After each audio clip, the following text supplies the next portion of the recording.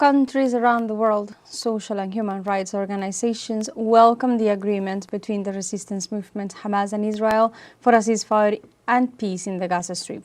After 3 days of negotiations in Egypt, Israel and Hamas agreed to sign and implement a peace plan for the Gaza Strip, an agreement reached through the mediation of Egypt, Qatar, Turkey, and United States. In this regard, Palestinian President Mahmoud Abbas expressed his hopes for a political and permanent solution to end the Israeli occupation and establish a Palestinian state.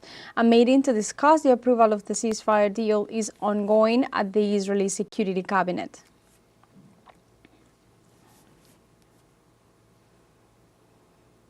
In this context, Palestinians in the occupied West Bank also welcomed the ceasefire agreement while remaining cautious over Israel's next steps. God willing, this agreement will be completed, first and foremost to serve the interests of the people of Gaza and the Palestinian people. Enough killing, enough destruction, enough displacement. God willing, it will be implemented. But based on what we've seen throughout history, we know that the Israelis neither keep promises nor commitments, and we fear that they might break the agreement after they retrieve their prisoners.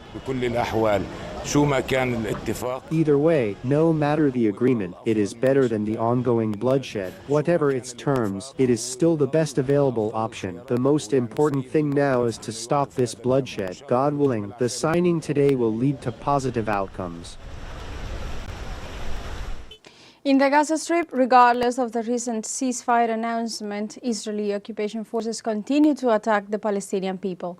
Reportedly, 3 citizens were killed and several others injured by Israeli strikes across Khan Yunis in the southern Gaza Strip. Moreover, medical sources reported that 17 Palestinians were confirmed dead in hospitals across the Gaza Strip since the early hours of Thursday, as Israel's bombardment continued. In this context, Palestinian authorities have urged the population to be cautious when moving around and called on them to remain alert until the suspension of military operations is confirmed to avoid further death and injuries.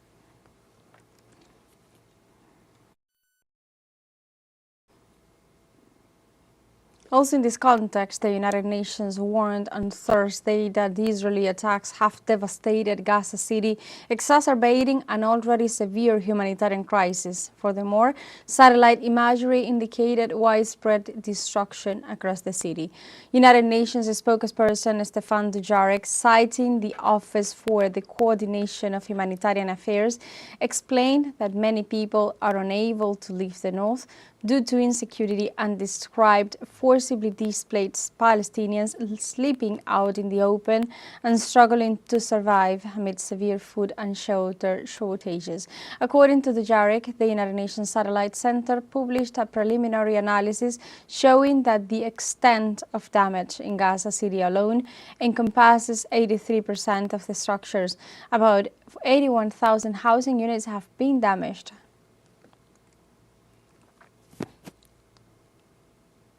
And on Thursday, the Cuban people mobilized to condemn the massacre that the Zionist Israeli government has been carrying out against Palestine for 2 years. The popular mobilization took place at the José Martí Anti-Imperialist Tribune with the presence of the first secretary of the Central Committee of the Communist Party and President of the Republic, Miguel Díaz-Canel Bermúdez, and other members of the Political Bureau.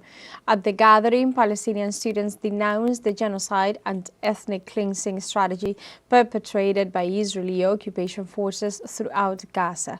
In this scenario, Cubans demanded compliance with international agreements on the right of Palestinians to have their own state and the implementation of actions that would bring lasting peace to the Middle East.